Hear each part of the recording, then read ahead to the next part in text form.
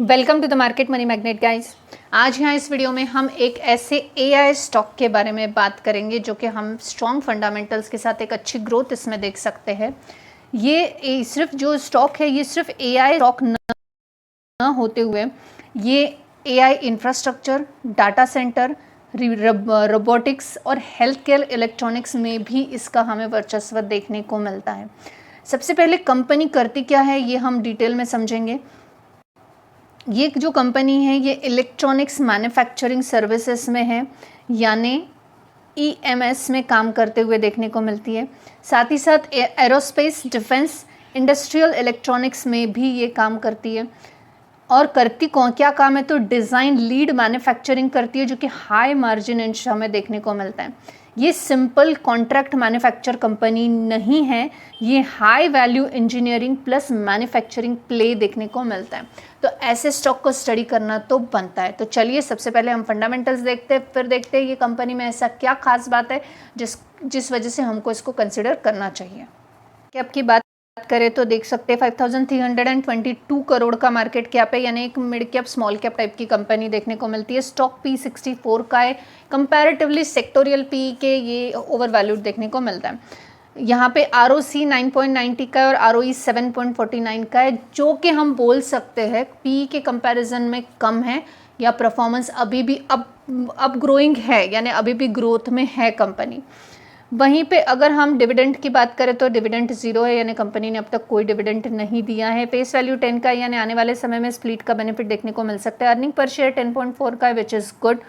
Company पे Depp 172 crore का, डेप्ट to equity ratio 0.17 है, जो कि अच्छी बात है। करंट असेट्स कंपनी के पास 1202 करोड़ के, इन्वेंट्री जो है ये 647 करोड़ का है। पेट्रोस की स्कोर के हिसाब से लॉन्ग टर्म के लिए फिट बैठता है।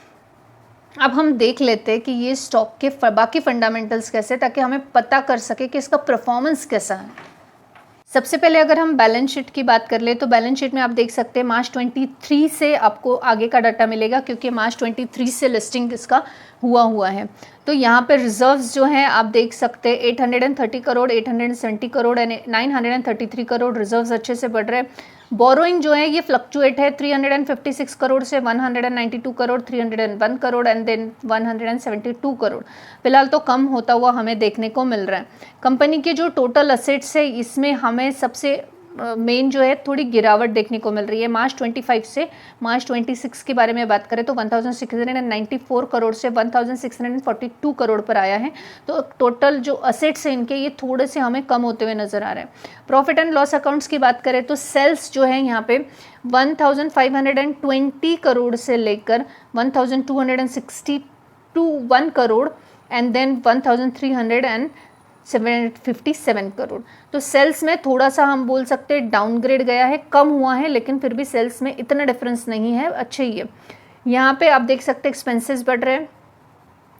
और नेट प्रॉफिट की अगर हम बात करें तो नेट प्रॉफिट आप देख सकते हैं यहाँ पे 92 crore, sorry tax before, profit before tax था। नेट प्रॉफिट की बात करें तो 68 करोड़, 73 करोड़ एंड 82 करोड़। तो नेट प्रॉफिट कंसिस्टेंसी से बढ़ रहा है। वहीं पे अर्निंग पर शेयर भी शानदार तरीके से बढ़ता हुआ नजर आता है। अब हम आ जाते हैं most important share holding pattern पे। शेयर होल्डिंग पैटर्न में प्रमोटर का होल्डिंग 52.11% का है, एफआईएस का होल्डिंग जो है 0.24 है, डीआईएस का 29.19% का होल्डिंग देखने को मिलता है। वहीं पे पब्लिक सिर्फ 18.45% की देखने को मिलती है। हेल्दी प्रमोटर का जो है यहाँ पे होल्डिंग देखने को मिलता है। सबसे पहले अगर हम जो फंडामेंटल का परफॉर्मेंस है वो देख लेते हैं, फिर हम देखेंगे कौन से स्टॉक के बारे में हम बात कर रहे थे। जो इसका रिसेंट यानी FY27 का Q1 का जो अपडेट है, इस हिसाब से जो प्रॉफिट ग्रोथ है इसका ये +118% का ईयर ऑन ईयर देखने को मिल रहा है, यानी 118 करोड़ का देखने को मिल रहा है। रेवेन्यू ग्रोथ की अगर मैं बात करूँ तो +34% से ईयर ऑन ईयर देखने को मिलती है। वहीं पे रेवेन्यू की बात करें तो 373 करोड़ का रेवेन्यू ग्रोथ हमें देखने को मिल रहा है। सबसे मोस्ट इम्पॉर्टेंट यानी इस स्टॉक की जो ऑर्डर बुक है ये रिकॉर्ड हाई देखने को मिलती है, यानी 2500 करोड़ की यहाँ पे इनके पास जो है ऑर्डर बुक है। और ये ऑर्डर बुक रिकॉर्ड हाई किसी भी mid cap small cap stock के लिए है, हम ये बोल सकते हैं।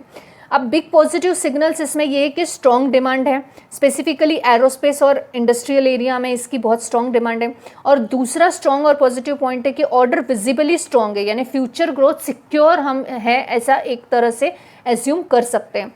की फंडामेंटल्स की अगर मैं बात करूं,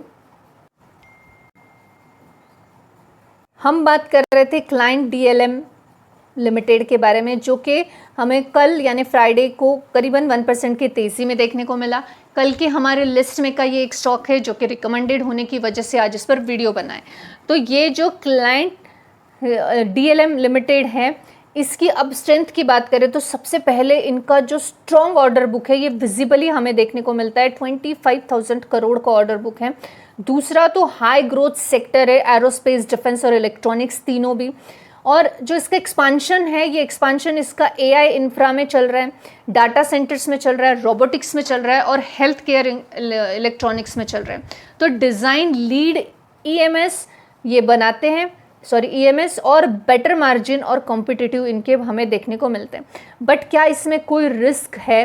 क्या ऐसा नहीं है कि इसमें कोई रिस्क नहीं है? ऐसा नहीं हो सकता, रिस्क है। सबसे पहला रिस्क है कि हाई वैल्यूएशन पे, जैसे हमने देखा, इसका P64 का देखने को मिलता है, जो कि ज़्यादा है। ROE और ROCE की अगर हम बात करें तो ROE और ROCE दोनों भी हमें लो देखने को मिलता है। इसका मतलब एफिशिएंसी जो है अभी भी वीक है कंपनी की। इसके अलावा डिविडेंड इसने दिया नहीं, यानी प्योर ग्रोथ प्ले कर रहा है, ये भी ठीक है। रिसेंटली ही जो फोर्थ है एक नेगेटिव पॉइंट, रिसेंटली ही एक अच्छा रेल आया है, तो शॉर्ट टर्म में करेक्शन की पॉसिबिलिटी हमें देखने को मिल सकती है। इसका मतलब है अभी बाय करने की अपॉर्चुनिटी है नहीं, अभी अच्छा रेल आया हुआ है तो करेक्शन आने के चांसेस है और करेक्शन में इसको बाय करना ज़्यादा बेटर है। मतलब ये चीप स्टॉक नहीं है, ग्रोथ प्लस एक्सपेक्टेशन स्टॉक है, यानी एक्सपेक्टेशंस इससे बहुत ज़्यादा है मार्केट के भी और इन्वेस्टर्स के भी, और ग्रोथ भी इसकी एक्सपेक्टेडली बहुत अच्छी देखने को मिलनी चाहिए। फिलहाल इसमें बुलिश ट्रेंड है, ये तो हमने देखा, गिरते हुए मार्केट में भी मोर देन 1% की तेज़ी में है। सपोर्ट जोन की अगर मैं बात करूँ तो 600 से 620 के बीच में, और रेजिस्टेंट 720 से लेकर 750 के नियर बाय आपको देखने को मिल सकता है। अगर 600 के नीचे जाएगा तो इसमें वीकनेस आएगा, करेक्शन आएगा और बाइंग अपॉर्चुनिटी बन सकती है। ब्रेकआउट 735 के ऊपर आपको नेक्स्ट ट्रेल पॉसिबली देखने को मिल सकता है। अब हम बात करते हैं कि फाइनल वर्डिक्स की। अगर आप इस स्टॉक को कंसिडर कर रहे हैं फॉर द लॉन्ग टर्म से मेरा मतलब 2 से 5 साल है, तो आपको पॉजिटिव बट रिस्की है, ये चीज़ को याद रखना है। अच्छा sector plus strong order book इसके पास है, बट पेशेंस चाहिए क्योंकि वैल्यूएशन हाई है।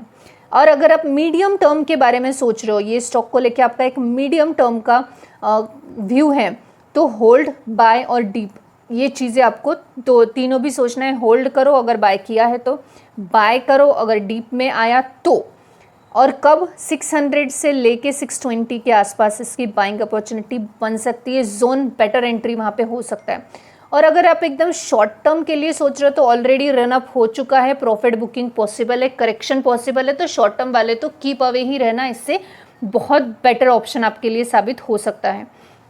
अगर एक सिंपल समरी की मैं बात करूं तो एक तो ग्रोथ स्टॉक है जो कि पॉजिटिव साइन है, दूसरा हाई वैल्यूएशन है जो कि नेगेटिव साइन है, स्ट्रॉन्ग फ्यूचर पोटेंशियल इसका है, जी हाँ पॉजिटिव साइन है, लेकिन not a safe constructive stock है जो कि नेगेटिव साइन है।